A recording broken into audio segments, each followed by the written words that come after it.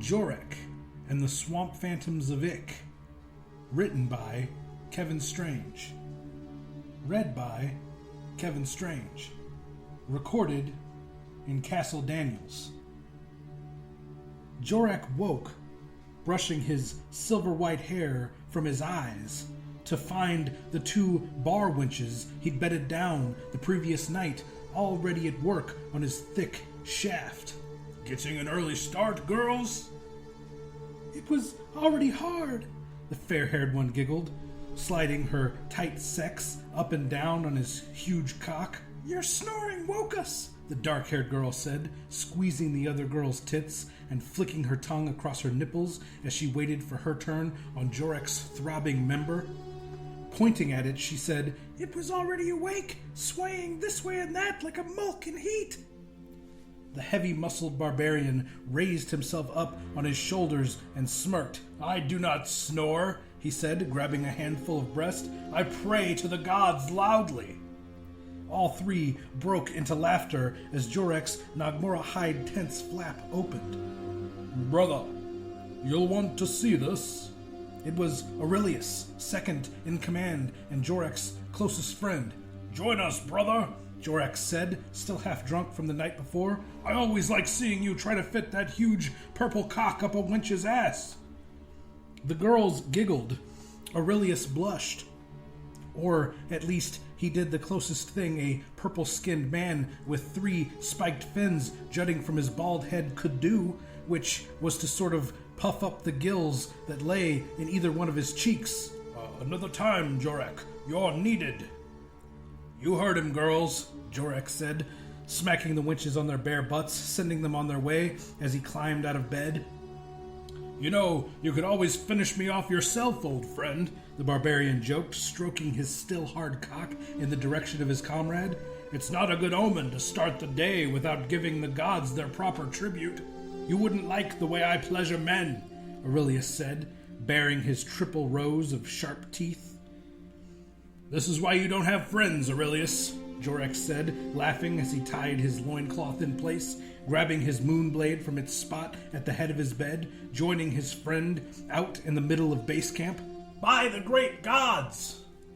Joreck saw the problem before he was upon it.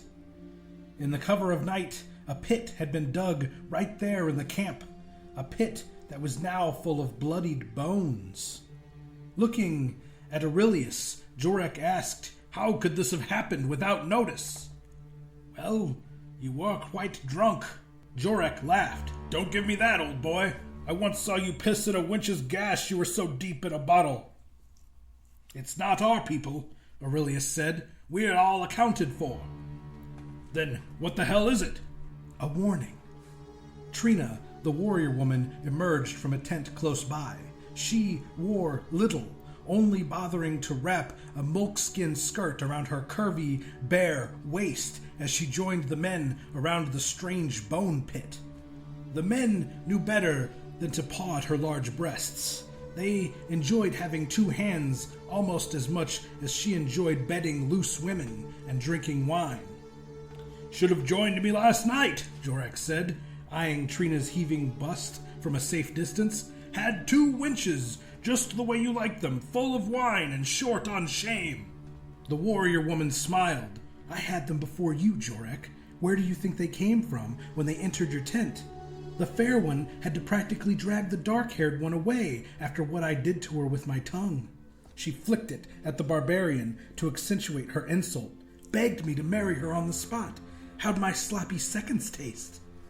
Joreck frowned and busied himself looking at the bone pit while the others snickered. He couldn't help but let the slightest smirk creep up on his mouth as he tried to hold back the laughter of his own. "Tell me about the bones," he said finally. "What do they mean?" "As I said, a warning," Trina said, joining the men at the edge of the pit. "I've been through these parts before. Only once, several cycles ago, I saw similar pits.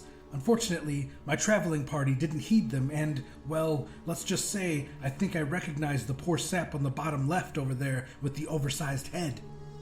She pointed at a set of skeletal remains with particularly large cranial features. "What did this?" Joreck asked. "A tribe of savages?"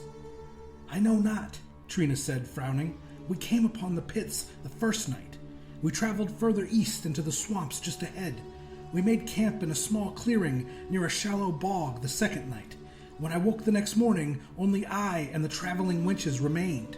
The entire traveling party had vanished without trace. The winches and I made a hasty retreat, and I lived to tell the tale today. I suggest we do the same. Joreck does not flee from danger like a scared scree, the barbarian scoffed. We have business beyond these swamps.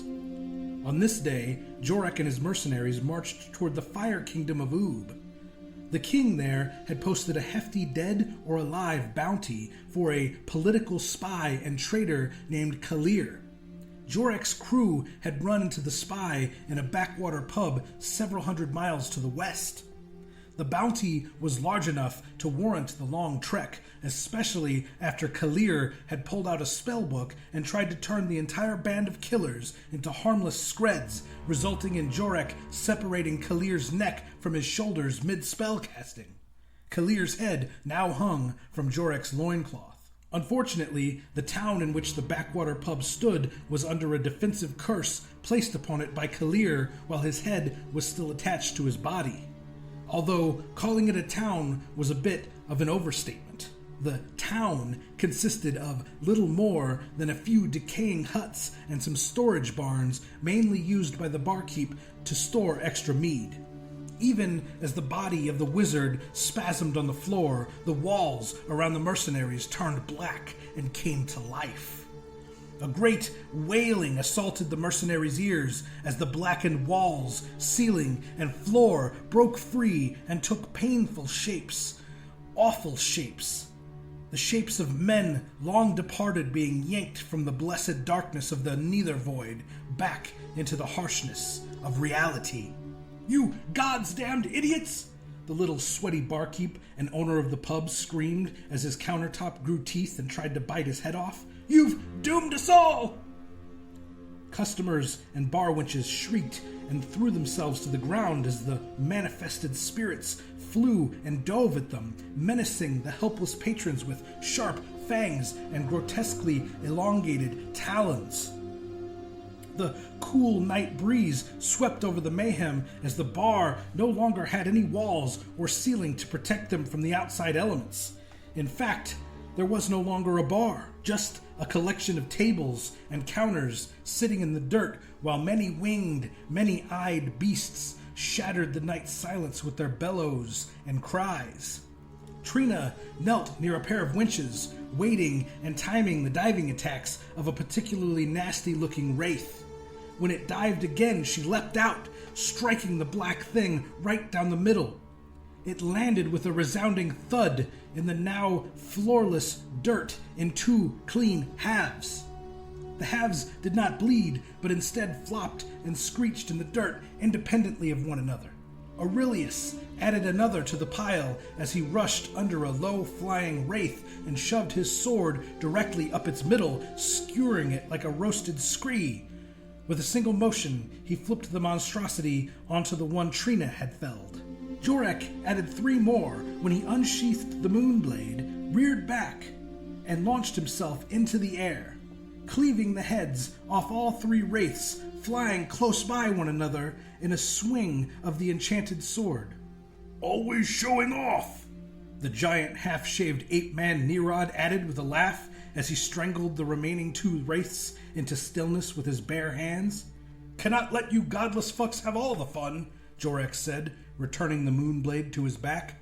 But before the barbarians were able to regroup, the flopping pile of bloodless wraith parts fused together and raised up as one huge lumbering nightmare, its form so hideous that one of the winches cowering on the ground fainted and one of the drunk patrons lost his dinner all over his own feet. Get the damned book! Joreck screamed, running at the Titan wraith, intercepting it before it had a chance to attack his friends. Trina dashed across the tavern, sliding to a stop at the headless body of dead Kalir. I cannot read Ishtarian, she screamed, frantically flipping through the pages of the ancient tome, trying to make sense of its spells and incantations. Nor can I, woman. Just bring me the damn thing. Joreck yelled, trying to wrestle the giant wraith in what would have been a headlock had the monstrosity possessed only a single head. "Hurry!" Orilious added. "That fucking barbarian has more balls than sense. He's going to be consumed by that darkness in moments." The purple man was right. Already the wraith's evil magic was seeping into Joreck's skin, darkening not only his pigmentation, but his soul to boot. Exasperated, Trina came to a halt under the undulating beast. She thrust the book up to Joreck. "What will you do with it?" she yelled, frantic. "This!" Joreck yelled.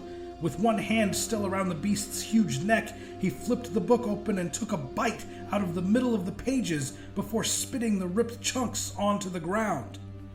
Kicking off with his foot, the barbarian flipped up onto the wraith's back and raised the torn book high over his head. Screaming with all his might, he jammed the book down onto the uppermost heads of the thing. To everyone's shock, the monster howled and seemed to be sucked into the spellbook with the strength of sand through a sinkhole. Within seconds, the wraith monster and all of the blackness which had seeped into Joreck's body was gone. "I knew he had it under control the whole time," Nerod said, smoothly, pretending to clean out his thick yellow fingernails. "Where did you learn that trick?" Trina asked, astonished. "I did not take you for an experienced spellcaster, Barbarian." "No spellcaster," Joreck said, lighting the black book on fire with an oil lantern from a nearby table. "I heard about it from a wench telling me a story while I feasted on her ample behind." He wiggled his tongue at his friends, causing the mercenaries to erupt in boisterous laughter. The squat little barkeep interrupted their victory moment together.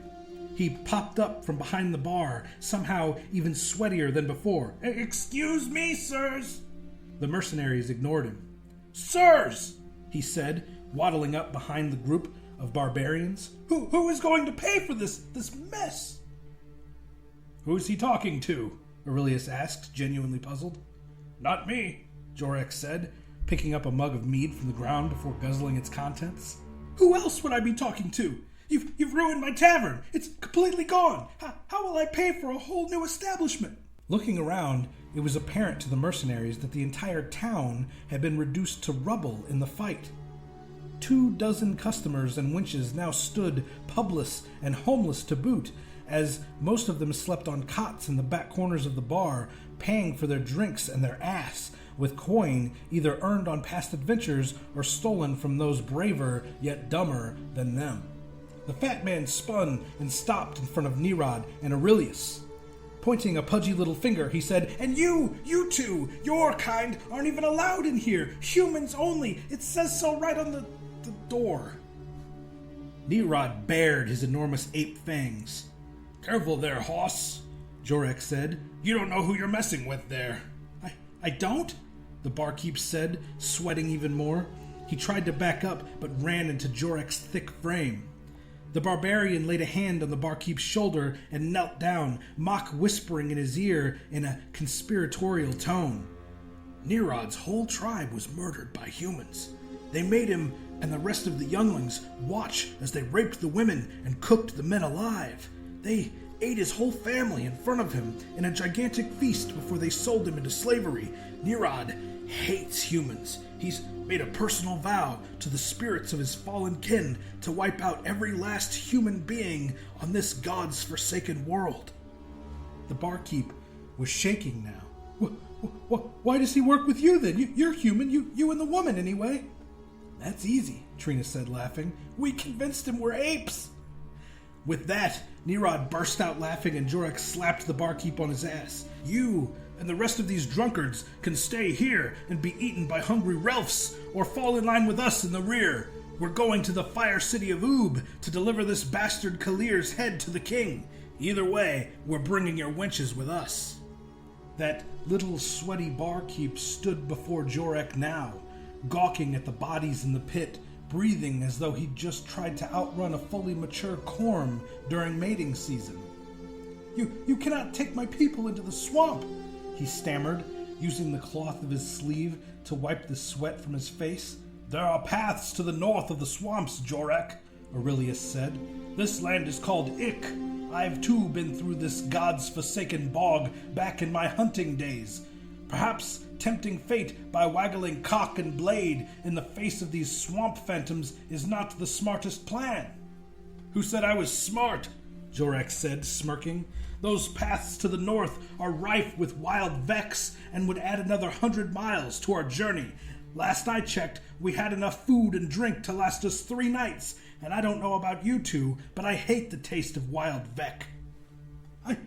I will not stand for this," the barkeep said, pointing his finger into the air, attempting to give himself an air of authority. An attempt that fell flat for reasons beyond the fact that Joreck stood even taller than the barkeep's extended arm. My people have been displaced on your watch, Barbarian. They are your refugees now, your responsibility, and they will not last one single night inside that dreadful bog." "He's right." Nerod joined the group gathered around the bone pit. "Nerod, you brutish fuck, you would agree with the coward?" Joreck asked, amused. The barkeep shrank away from the ape-man. His stuttering and stammering accentuated the truth of Joreck's insult. "He is both a coward and the best judge of his people's capabilities. They will die in the swamp. We should travel beyond its stench." "Nonsense! If they die, they die. Makes no matter to me. Of this pit, were you not on patrol last night?" Joreck asked. "I was. I saw and heard nothing," the huge ape thing said as he wiped shaving solution off the shaved half of his face with a cloth made of scred skin. "You were writing your awful poetry again, weren't you?" Trina said, smirking. "My sonnets do not distract me from my patrols," the giant said, defending his writing. "They are the songs of our journeys. Who else will tell the stories of our adventures if not me? Let the wenches whisper about the size of our cocks and the sharpness of our steel, big man. Keep your eye on the night from now on, or I'll sneak up on you and work out a load on your shaved cheek." The barbarian mimed the jack-off motion with his hand. The group laughed again. "Forward, then?" Orilious said, seeming to grow bored of staring at the corpses in the pit. "Always," Joreck shouted, "toward death and destiny." "Toward that giant pile of gold," Trina said. "I have 3 females with cunts that taste of honey and smell of cider waiting for me back home, and I promised each of them a new dress with the spoils of this job." She put her hand on the hairy shoulder of the ape-man. "I like your sonnets, Nerod. Don't listen to these savages. They're just jealous because they can't read." The ape-man nodded, smiling.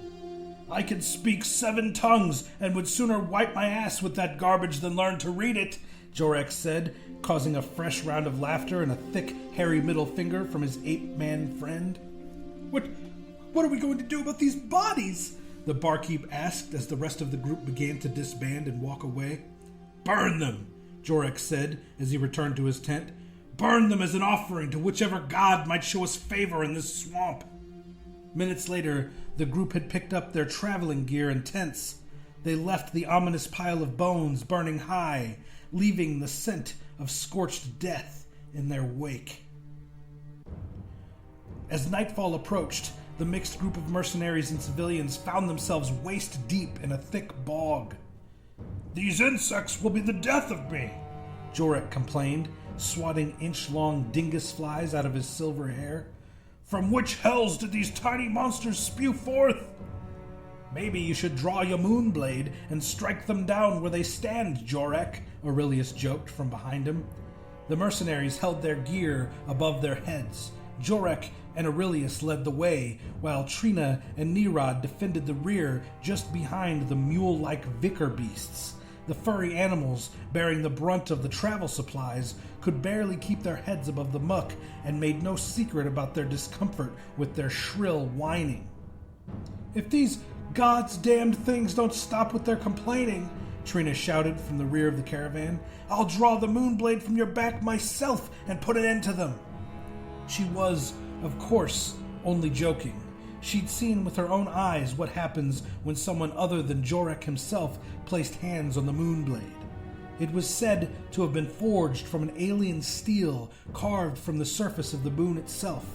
Many a man and beast had tried to wrest it from the barbarian's hand, only to perish in horrific and often messy ways as soon as their flesh touched its handle.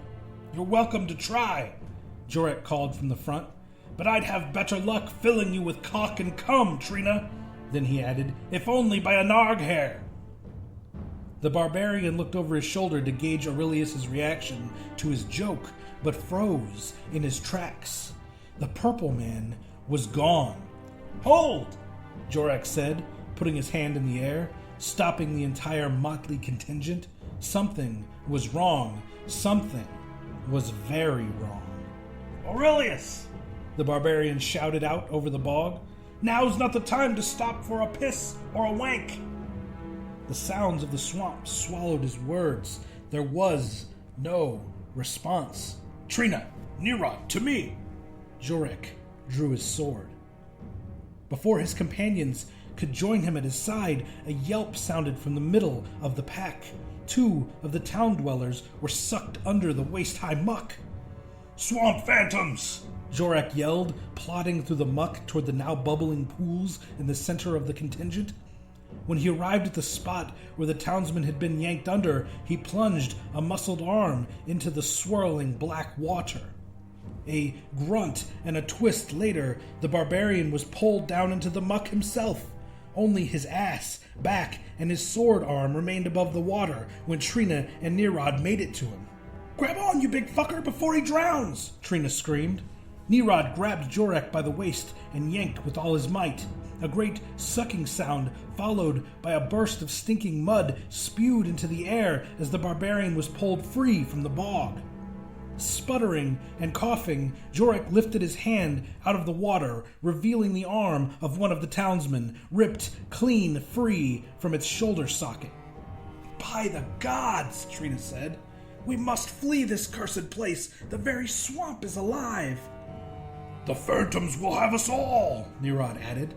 "No," Joreck said, discarding the severed arm. "I felt flesh and claws. I grabbed one of them and it shrieked under that muck. These phantoms, they are real beings. They feel pain, and they will feel death." Where are you leading us?" the barkeep said, barely keeping up with the warriors as they trudged through the swamp. What about my men? You can't just leave them with the phantoms. I'm speaking to you, barbarian." Joreck wheeled around, causing the entire line to stumble to a halt. The remaining townsmen, Trina, Nerod, and Joreck had been moving north toward the flatlands of IKK, away from the swamps.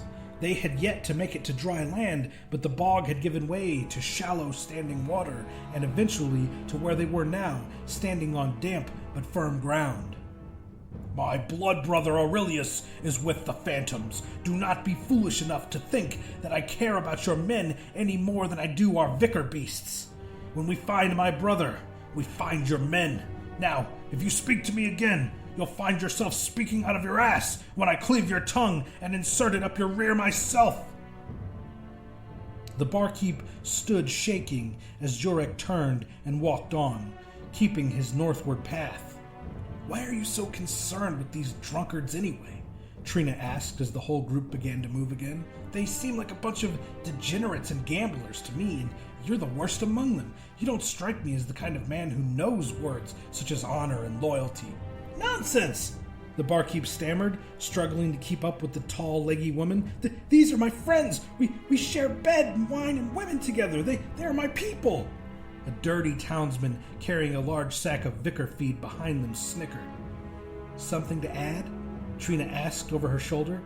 "Tell the truth, you old liar," the man mumbled, showing his toothless maw as he smiled conspiratorially.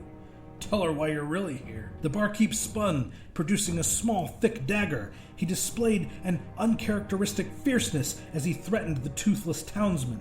You stop that now, or you'll walk no further." There was a fire in his eyes, betraying the meek, bumbling, scared fool he'd presented himself as to the mercenary group at the cursed tavern. The townsman flinched and fell back into the crowd, casting his gaze to the ground. "Secrets don't keep well in the company of the fiercest barbarian this side of the 3 suns, barkeep," Nerod said, shoving the little barkeep forward. You'd do well to sheath that blade and whatever plans might be cooking in that big brain of yours. Before the barkeep could answer, Joreck called for a full stop of the caravan. Halt! Quiet! Do you hear that? After a moment, silence fell over the group. Sure enough, a faint sound filled the air. A gentle drumbeat floated in on the breeze. That is where we'll find our brother, Joreck said, striking off a new path to the east. But that music is coming from the southeast, back the way we came, the barkeep protested. And that is where we go now, Joreck said, breaking into a jog. Keep up or die trying, fat man. As the bog grew once again thicker and night fell on the caravan, the vicar beast renewed their bellowing protests. We are close. Everyone be alert, Joreck commanded. Indeed, the sound of the drums had not abated, but had only grown stronger as the three suns set and the chill of night overtook them. Now the group could hardly hear their leader's commands because of the intense music pounding in from what seemed like all directions. The swamp itself felt alive. The specter of the phantoms threatened from around every corner. Even Trina felt a chill in her bones as Joreck stomped relentlessly through the underbrush, slashing away at any foliage that got in his way. He was a man possessed, intent on finding his blood brother Orilious alive. And then he was gone. Where'd he go? Trina hissed, crouching down. Taken by the phantoms? Nirod asked loudly, unable to form subtle vocal tricks like whispers. The pair edged forward, careful not to make noise as light appeared ahead. Firelight. Whatever was playing the drums that had led them here was just up ahead. It's a trap. The pair of warriors flinched, startled. Joreck had appeared from the foliage next to them. He'd been scouting the lighted area. 6 of them, around the fire. More inside the tents, maybe 20 altogether, armed. I did not see Orilious among them. Phantoms? Nirod asked, gripping his battle axe tightly. So they would like us to believe, Joreck said. We will prove them otherwise. With that, the barbarian stood and crossed the final brush, separating the group from the fire-lit drum circle. Damn the gods, I hate it when he does that, Trina said, stomping after her leader. Ready to die? Nirod asked the barkeep, and his townsmen crouched behind him. No! The barkeep shrieked. Shame, Nirod said, pushing the foliage aside. I've always wanted to die in a swamp. Joreck and his men entered the firelight. The insects danced around the flames, and the air hung thick, as though the very trees and bushes and sticks and slurping, dripping things lurking in the darkness of the nightmare swamp surrounding the small clearing breathed their acrid breath onto the barbarian and his loyal soldiers. Where is my brother? Joreck asked, keeping his voice even and his tone somber. A short, wide, frog-like humanoid creature rose from his place at the drum circle as Joreck and his barbarians entered the clearing. The frog-like thing, looking more like a wild near than a common toad, wearing a necklace of human jawbones and nothing else, smiled wide, wider than Joreck's entire head. Finally, you've arrived. I am Yelna, chief of the Reg, the chief said, opening his huge mouth in what must have been his version of a smile, revealing many small, furry, barely living things, half-eaten, twitching, and crawling inside. Known to you as the Swamp Phantoms of IKK. Where is my brother? Do not make me ask you again, vermin, Joreck said with force, dispensing with pleasantries before they'd even begun. Release him now, or you will all die painful deaths. I know not what you speak of, barbarian. Come, join us at the fire. We are but a simple people of the swamp. Let us share wine and stories of your journeys. The frog thing motioned toward a stein of green liquid set at a table near the fire. You must have such exciting tales to tell. The frog thing's voice was high and shrill. Even through his constant chewing and belching of the little furry things inside his mouth, Joreck could tell he was a liar. The barbarian unsheathed the moon blade. In the moonlight, the blade vibrated and glowed an eerie blue color constantly. It was as if the very blade itself was made from a slither of the mighty celestial body. Joreck lay the tip of the blade into the stein, causing the contents to curdle and turn black instantly. A pungent, rotten odor filled the air, causing all to gag and cover their mouths. Poison, Joreck said. End this charade now. Free my brother, and you may live to see daylight. Yes, yes, Yelna, the frog thing, said, bowing his head and raising his arms in submission. Poison, yes, but not fatal. No, just a sedative to ease the transition. Speak again without producing Orilious, and I'll have your tongue foul. But before Joreck could finish his thought, a high-pitched scream came from a series of closed tents just beyond the fire. Nerod raced past the frog things and their drum circle without a word. The rest of the motley crew followed as he tore back the flap hanging in front of the tent. What he found made the townsmen gasp. Inside the tent were 3 enormous frog-like creatures, each at least twice the size of those gathered around the drum circle outside. Another feature that the huge frog-like things possessed that the others did not was 3 gigantic pairs of pale tits with huge green areola hanging off of them attached to their chests. These frog things were female.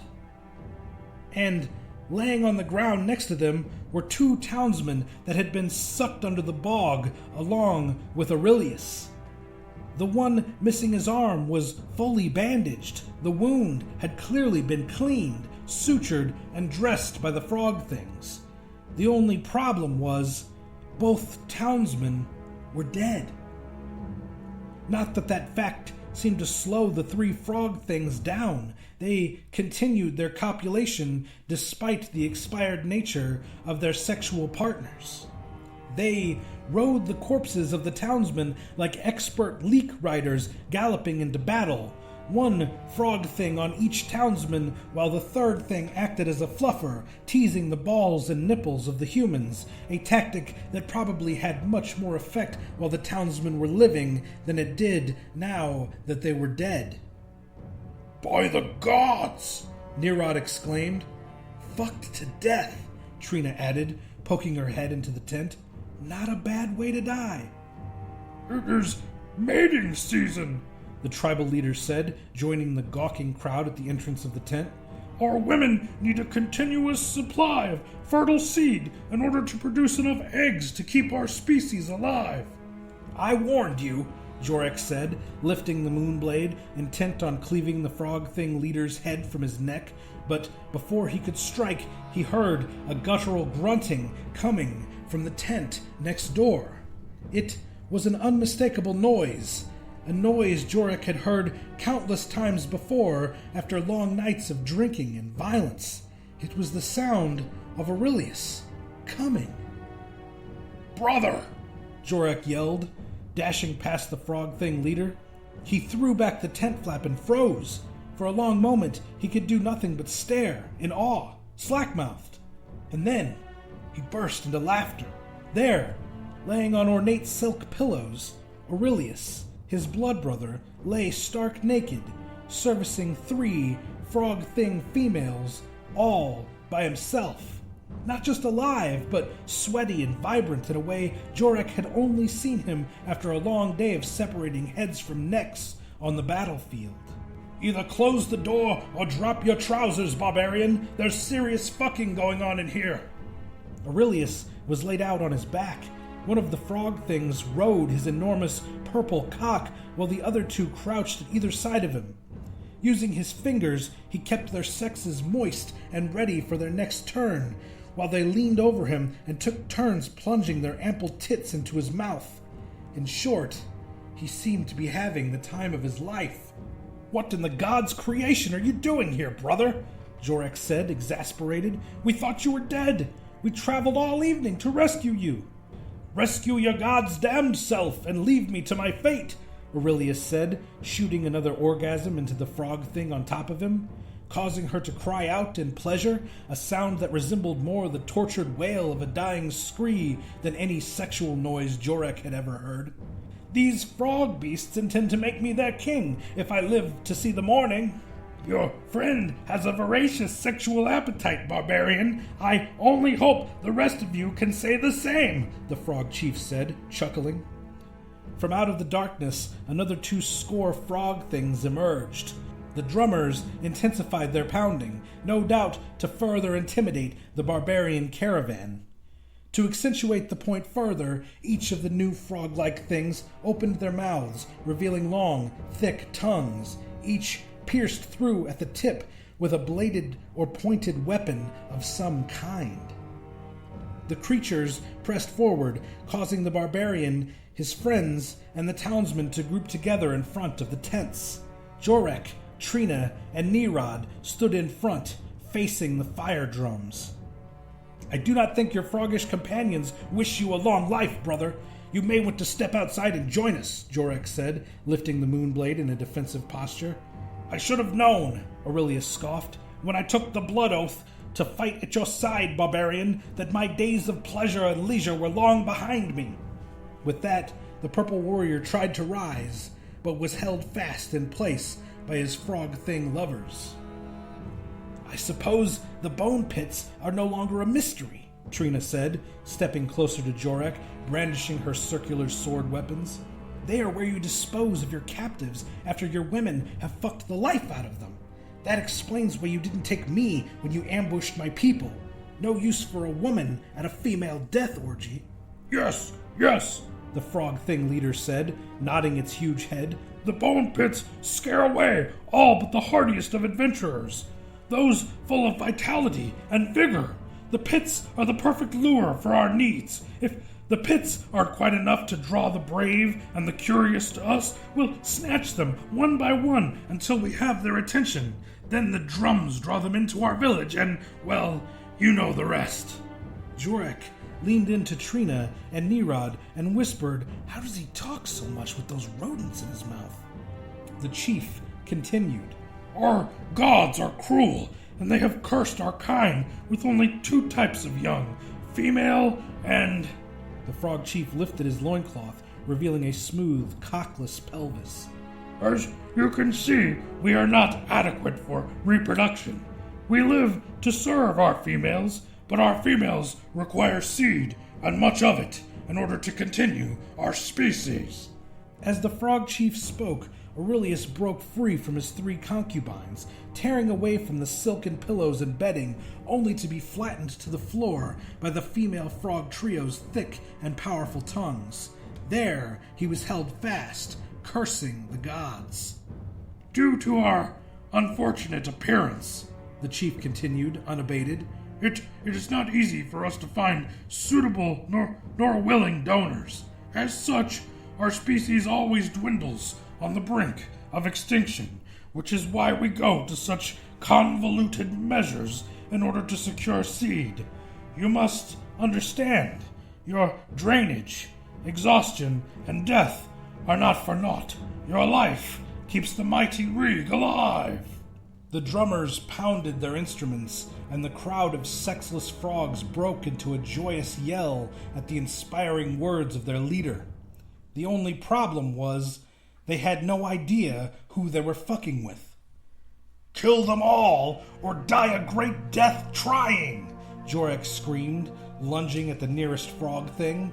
He easily parried its tongue blade attack and sliced the appendage in half, causing the creature to shriek in pain as green fluid gushed out, covering Joreck's pale locks as he recovered his stance and ran the frog thing through, silencing its protests. Trina and Nerod ran forward, each deflecting a tongue weapon with ease. Trina dove down and slid feet first between the legs of the nearest frog thing, raising her circular swords above her as she did, gutting the sexless amphibian. It emptied its guts directly on top of her, causing Nerod to laugh out loud as he snatched up the tongue of his attacker and used his unnatural strength to rip it directly from its root in the frog creature's mouth before he used it to bash its owner's wide head in, sending it spasming into the dirt where it flopped and shuddered before succumbing to death. The mercenaries were making easy work of the odd frog species, but the barkeep and his townsmen were not so lucky. A gang of huge female frogs ran through the group, snatching them up with ease. The untrained humans were no match for the creatures, and could do little more than scream and flail as they were carried away into the darkness of the swamp, presumably to be fucked to death by the grotesque monsters. "Stop! Unhand my men! They belong to me!" The sweaty fat man screamed, trotting after the female frog beasts before thinking better of leaving the relative safety of the firelight. Exasperated, he stood with hands on hips, breathing heavily as the screams of his men slowly faded. "I suggest you take out that dagger you have so poorly hidden in your robes and join the fight, lest you have no men left when this is over," Trina said, wiping the frog guts from her ample bosom. The barkeep turned. "If it wasn't for you God's-damned barbarians, I wouldn't be in this." Before the squat man could finish his thought, a huge female frog thing bounded from out of the swamp and whipped her tongue around his head, yanking him into her mouth before he had time to so much as yelp. Trina laughed, pointing at the barkeep's flailing legs in the female's mouth. "That shut him up," she said to Nerod, who was in the process of bashing the heads of two frog things off a third. That was right about the time the female frog thing's head exploded. Blue flames and acrid smoke erupted from where her head had previously been. As her body crashed to the ground and the smoke cleared, it was not the sweaty barkeep who stood unscathed from both the blast and the maw of the frog thing. It was Kalir, the evil wizard. "Enough games! There won't be a single slave left to sell by the time you stinking lot are through killing each other." Joreck brained the frog thing he'd been fighting and grabbed the severed head at his side. Lifting it up for a closer look, the barbarian cursed, "Trickery!" The head did not belong to the wizard Kalir after all. It was the sweaty, red-faced barkeep's dead visage staring Joreck in the face. In contrast, the real Kalir was thin and tall. His spindly arms and bony elbows resembled the limbs of insects more than normal human appendages, and the trim of his black robes roiled and billowed as if they were made of the sea itself. His tall, black hair and pointed beard gave him the appearance of some crazed demon straight from a hell's pit. But his most striking feature was his fiery red eyes. They blazed with an anger and hatred that chilled even Joreck to his core.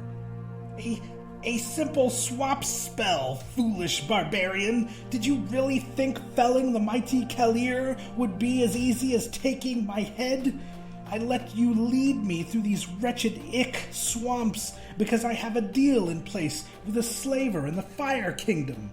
I planned to take your head and cock once safely inside the gates of Oob, then make my fortune from the slaver before murdering that bothersome king of theirs. But you've ruined all of that with your God's damned heroics. Now the slaves are scattered, fucked or dead, and I, the great trickster Kalir, am left wanting, waiting, and nearly dead. A state which I assure you does not become me." Before Joreck or his mercenaries could react, Kalir brandished a staff made of the bones of Yik, which are known for their magical conductivity, from under his robes and cast a powerful spell onto the fire pit at the center of the frog thing encampment. The drummers shrieked as a whirlpool of flames spun around, pulling, melting, and transforming their flesh and their drums into 6 nightmarish, living, wailing tendrils that jutted up from the base of the flames. The flames, which now brandished a fire head, complete with boiling white eyes and a sinister grin full of jutting, pointed, white-hot coals for teeth. The screaming tendrils whipped forth and wound around Joreck, Trina, and Nerod, lifting them effortlessly into the air, squeezing them so hard their weapons clanked onto the ground as they cried out in agony. "I'll make a deal with you, frogling," Kalir said, casually strolling over to where the frog chief stood, shocked at the bizarre turn of events. "I'll sell you the remainder of my slaves, at a fair price, of course, considering you've already run off with most of them." We do not keep material wealth. The Rig believe in harmony with nature. We are a simple... Before the chief could finish, Kalir rolled his eyes and flicked his fingers toward the frog thing. "Die!" With that, the frog chief's head violently ripped from his shoulders, apparently of its own volition. His eyes bulged and he made a sickening yerk noise as his head tossed itself onto the ground in front of his body. "Shame!" Kalir said, turning his attention toward the struggling mercenaries still flailing in the air before him. "And here I was hoping to save myself a trip to that wretched Fire City. I suppose I could always sell you lot. The slavers are always looking for new gladiators for their tar pits." Kalir's words trailed off as his blazing eyes fell on the shimmering, vibrating moonblade laying under Joreck's kicking and screaming body, still held fast by the screeching tendrils made of frog things and drums. What is this?" Kalir moved apprehensively forward, as though if he approached the magical sword too quickly, it would disappear. "A blade made of... could it be an entire weapon forged of moon metal? I've never seen its equal." "Do not touch my sword!" Joreck shouted, struggling in vain against the enchanted tendril holding him. "It was my father's, and his father's before him. You are not worthy of its power." "Power indeed," Kalir said, crouching before the blade. He was speaking to himself more than Joreck. He seemed completely entranced by its vibration. The evil wizard slowly extended his long-fingered hand. He was only inches from touching the pale, glowing blade. "By moonlight, it is the most beautiful thing I've ever..." As soon as his fingers touched the metal, Kalir's whole body lit up. He stiffened as though run through by lightning. He tried to yank his hand away, but found that his fingers had not moved. They extended out to his hand like sticky string. The thin man shrieked as the rest of him was suddenly pulled toward the blade in long, thin strands. He tried to scramble away, but only succeeded in tearing the skin from his face and arms as he turned to run away. His body was like putty as more and more of him sloughed off and sped toward the blade. Soon he was nothing but screaming bones until those too turned rubbery and were consumed by the shimmering weapon. At once, the spell holding the frog things and their drums together broke, sending Joreck and his friends crashing to the ground, drawing fresh protests from their aching, battle-exhausted bodies. It was Nerod who landed closest to Joreck's moonblade. He, too, would have been consumed by it had he not had the presence of mind to put his arms out and catch his fall. There he saw, mere inches from his eyes, the face of Kalir, the evil wizard, pounding against some invisible force inside the moonblade as it shined brightly from the consumption of the trickster's soul. There were other souls trapped inside the blade too. Nerod saw the tortured faces of all the enemies Joreck had slain with his mighty weapon, but Nerod saw something else inside the blade as well. Just before its brightness faded and the faces disappeared, he saw something that made his blood run cold, something that would keep him up nights for years to come.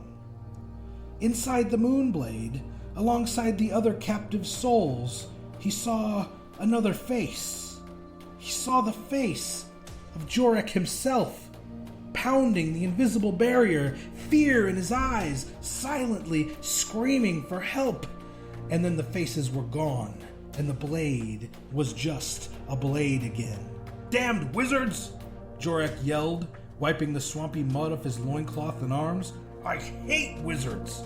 What will we do about the reg now that their leader is dead? Trina asked, picking the severed head of the chief up off the ground. A better question is how will we get paid for Kalir without his head? Joreck said, growing somber at the thought of losing out on the Fire Kingdom's reward for the head of the wizard. I think I can answer both of those questions, Orilious said, exiting the sex tent arm in arm with the 3 reg females he'd so recently been fucking. Relna, Skelna, and Thelna here have been telling me all about their chief, Yelna. Apparently, he was a real crazy bastard. He was forcing the females to fuck the men to death. They would have been satisfied with 1 spawn per cycle to assure the continuation of their species, but Yelna was trying to build a Rig army large enough to conquer the world. As if to lend credence to that fact, the females that had run off with Kalir's slaves came walking up out of the shadows of the swamp alongside the slaves, the latter of which had smug grins on their faces. What's got them so happy? Nirad asked. They've just had the best fucks of their lives, I'd guess, Trina said, smiling. That's fantastic, Joreck said sarcastically. But how does this love story make us money? Simple, Orilious said, breaking free from his frog thing lovers. He knelt by Kalir's discarded robes and picked up his yick bone staff. He said the swamp spell was simple, did he not? Waving the staff over the severed head of Yelna, the Rig chief, Orilious chanted a few words he knew from memory from his days as a prisoner in the magical dungeons of Hast. Slowly, the frog head morphed and squished and changed until it was a perfect replica of Kalir's sharply featured visage. This ought to fool the Oob King long enough for us to get paid and make our way back to the safety of the wild, Orilious said, beaming with pride. So you're not staying with your frog women after all? Joreck asked. I think I've had my share of fucking for the time being, Barbarian. My place is at your side.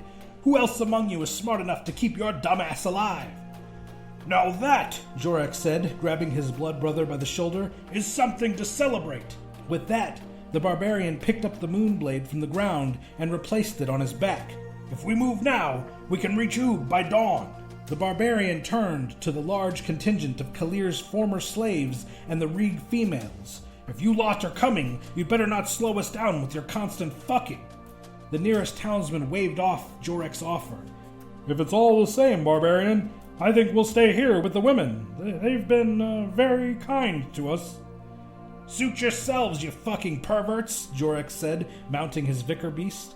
Orilious, Trina, and Nirad did the same, riding off ahead of Joreck toward the Fire Kingdom of Oob. Farewell here, frogs and men. Fuck often and reproduce aplenty. I wish you long lives and glorious deaths.